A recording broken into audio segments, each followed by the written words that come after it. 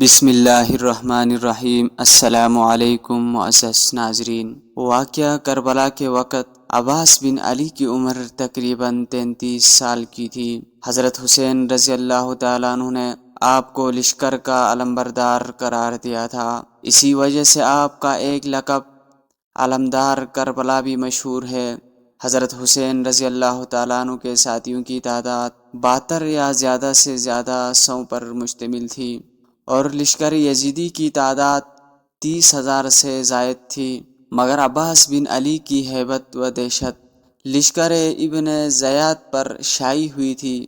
کربلا میں کئی ایسے مواقع آئے جب عباس بن علی جنگ کا رخ بدل سکتے تھے، لیکن امام وقت نے انہیں لڑنے کی اجازت نہیں دی، کیونکہ اس جنگ کا مقصد دنیاوی لحاظ سے جیتنا نہیں تھا۔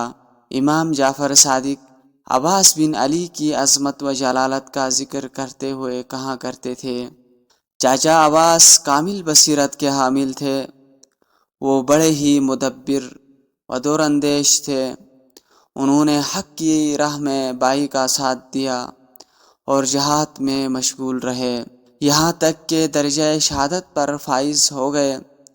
آپ نے بڑا ہی کامیاب امتحان دیا اور بہترین عنوان سے اپنا حق ادا کر گئے۔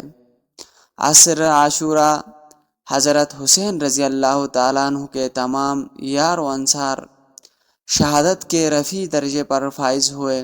صبح سے سپہر تک حضرت عباس حضرت حسین رضی اللہ تعالیٰ عنہ کے ساتھ جوانان بنی ہاشم اور اصحاب باوفا کی لاشیں اٹھا اٹھا کر نڈھال ہو گئے تھے۔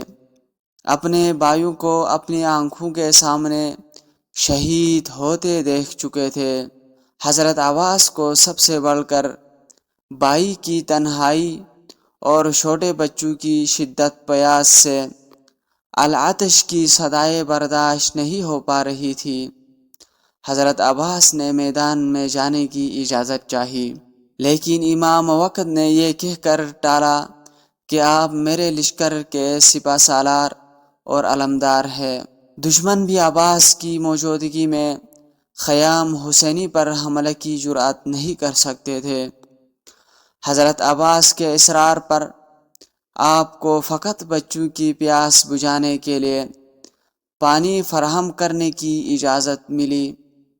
آپ مشکیزہ ساتھ لیے نہر فرات کی طرف بڑھے، دشمن کے 4,000 کا محاصرہ توڑ کر نہر فرات پہنچے۔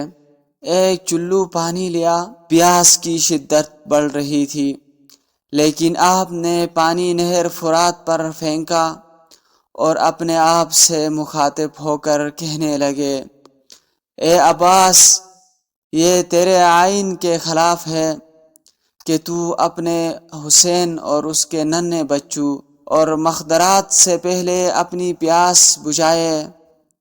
مشکیزہ پانی سے بھر کر خیام حسینی کی طرف چل دیے۔ فوج اشقیاء مانے بنی، لیکن ثانی حیدر ان کو مولی گاجر کی طرح کاٹتے ہوئے آگے بڑھتے گئے۔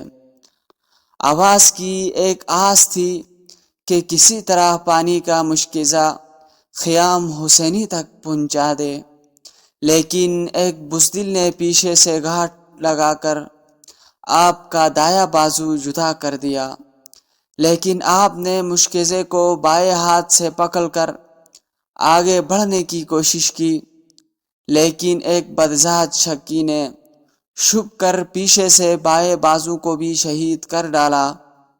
لیکن شجاعت کے پیکر عباس نے اس حالت میں بھی ہمت نہیں ہاری، مشکیزے کو دھانتوں سے پکڑ کر پاؤں سے دفاع کرتے ہوئے آگے بڑھے، لیکن دشمنوں نے ایک دفعہ مشکیزے پر تیروں کی بارش کر دی اور پانی زمین کربلا میں گرا دیا۔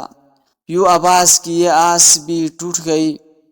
ایک ظالم نے گرز جفا کو حضرت کے سر اقدس پر مارا اور آپ اسی حالت میں زمین کربلا پر گر پڑے۔